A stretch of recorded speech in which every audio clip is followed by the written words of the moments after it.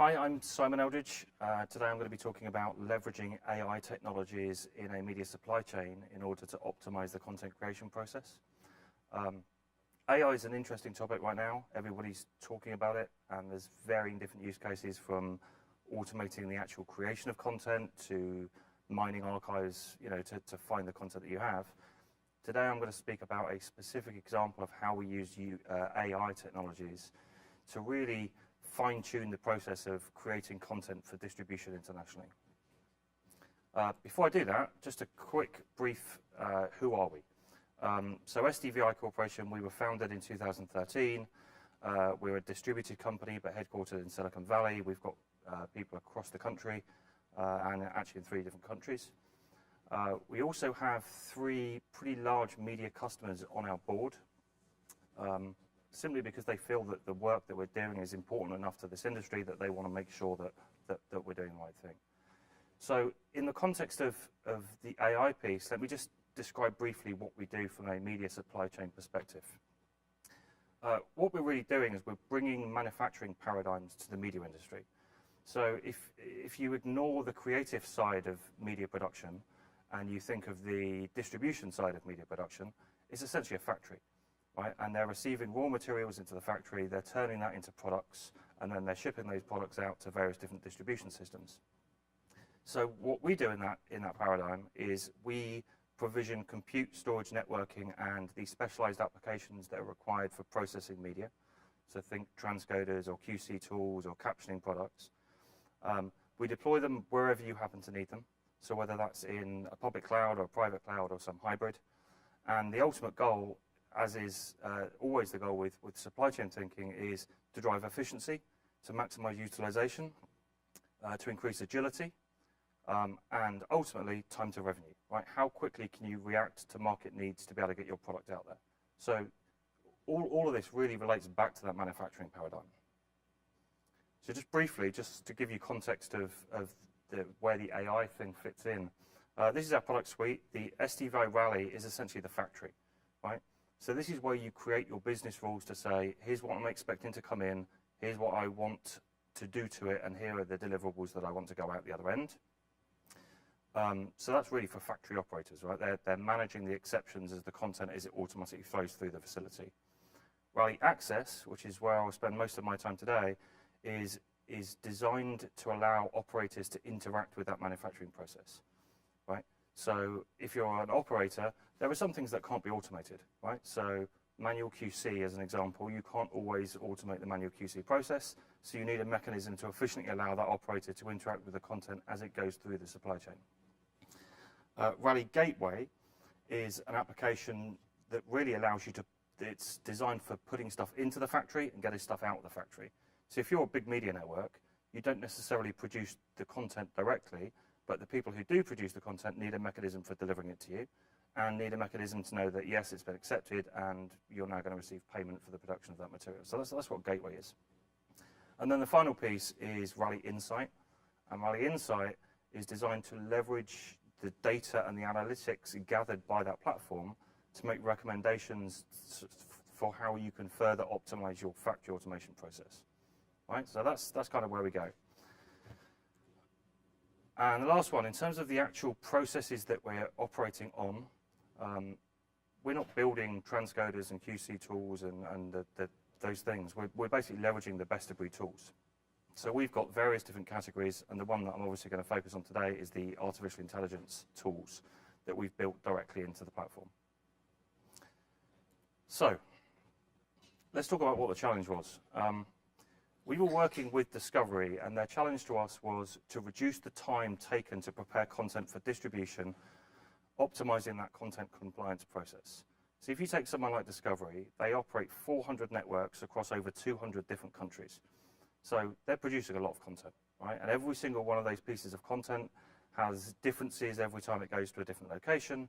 It may be cut differently, there may be compliance issues or legal issues or social things that you can't show in some territories. And that was really hard, especially with the amount of content that they're producing.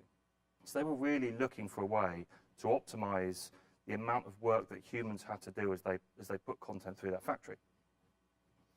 So we sat down and we hatched a plan as to how we were going to address this. The first one was create a proxy of the video, right? So moving big master videos around doesn't make sense. If you can get what you need from a lower resolution version of the video, then you should do that. The next thing is then analyzing the content in that proxy using AI services. We will then automatically QC the content using content QC tools. So this is looking for technical compliance as opposed to legal compliance. So it's looking for things like, are there too many black frames, or is the audio out of range? Those kind of technical things that you can pick up on. And then we would gather all of that QC data and all of that AI data and somehow make it available to operators so that they can make decisions on the content in a guided way, rather than in a, I'm going to play this content all the way through. And then finally, once they've made those decisions, conform those decisions back to the high-res media, and you've got a new version that you've just created. So how do we do that? So Rally would basically create a proxy of the video. The high-resolution video was already in the cloud anyway, but as I said before, moving high-resolution video around is an expensive task, and one of the things of cloud-based supply chains is try to avoid egress at all costs, because egress is money.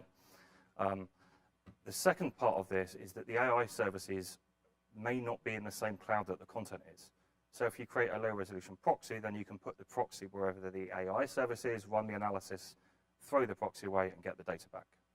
So we'd create the proxy, and then we would run the AI analysis against that content. It was actually a selection of various different AI tools that we were using. Some were doing object recognition, some were doing nudity detection, some were doing bad language detection, anything that you think would be required for making content legally compliant in a particular territory. Right? So you could run all of that analysis, get back an enormous amount of data, and then filter that data based on what you were interested in, based on where you were trying to ship that product to. You add to that the QC data. So previously they were running that you would have a QC operator and then you would have a compliance operator. They were two different people.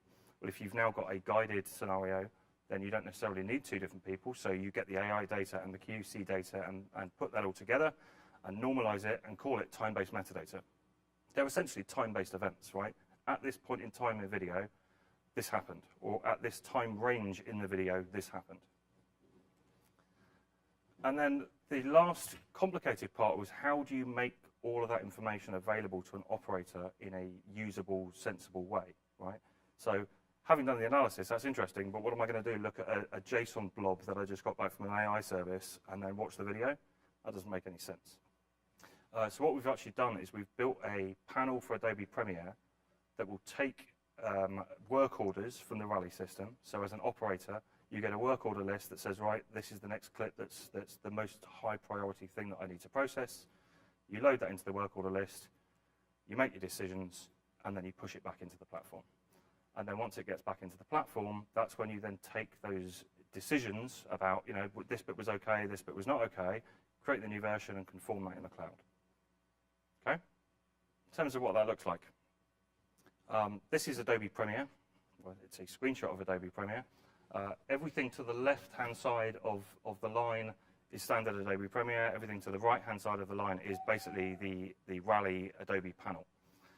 The first thing that an operator sees when they log into the system is a work order list. And this work order list is driven by job priority. Right? So first of all, if something passed through the automated QC without any issues, maybe it never shows up in this job list and it just ships straight out the door. If they've got no compliance work to do, it never shows up in this list. In terms of the jobs that do show up on this list, these are the ones that have been highlighted that somebody needs to pay some attention to it. Now previously, they would have loaded that clip and they would have spent at least the duration of that video file reviewing it and making sure that they were catching these issues.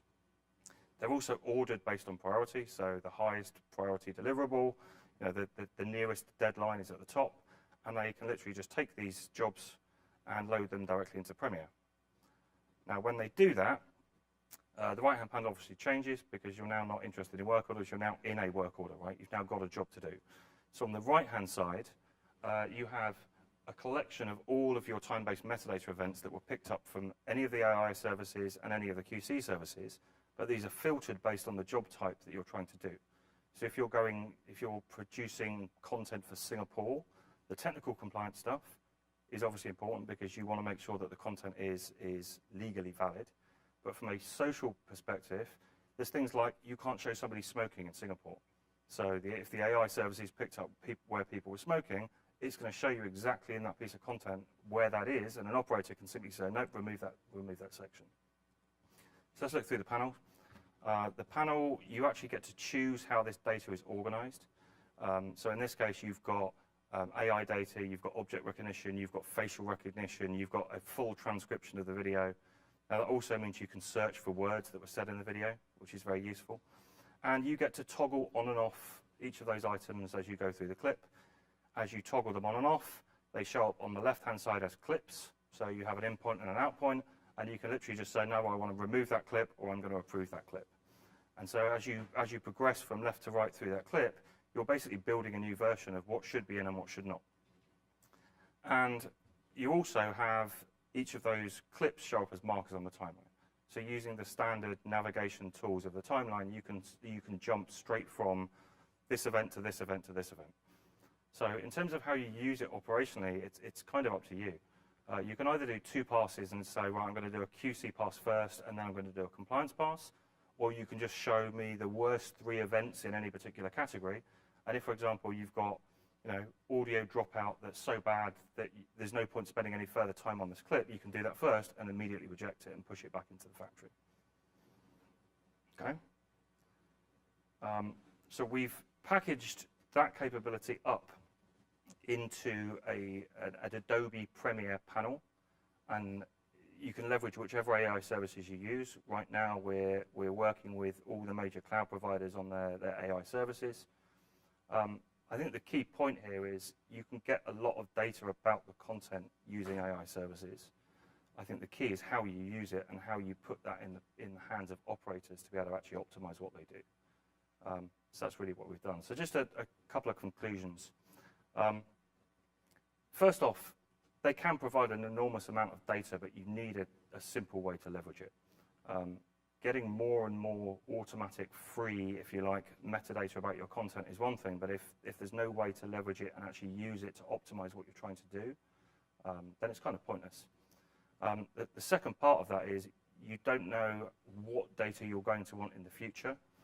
So we actually gather all the data and then simply filter what's applicable for a particular task so that the operator isn't overwhelmed with a million different things. It's pretty lightweight stuff. It's not going to cost you storage money to keep this stuff. Discovery actually realized an 83% improvement on the time that it took to process content through this system.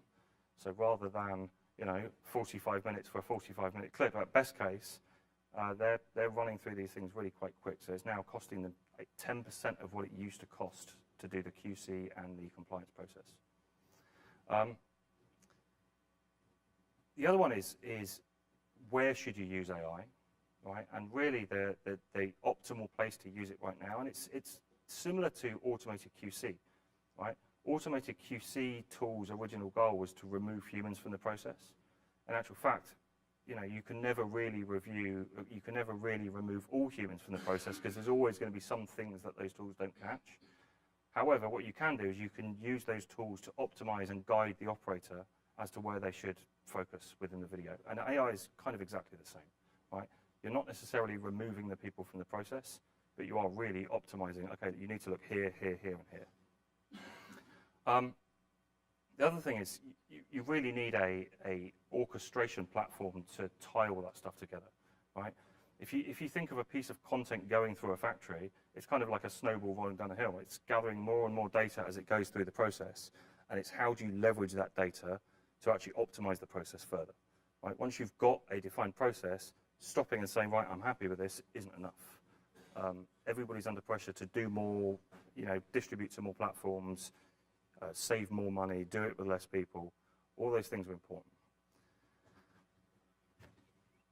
And that is it, unless there are any questions.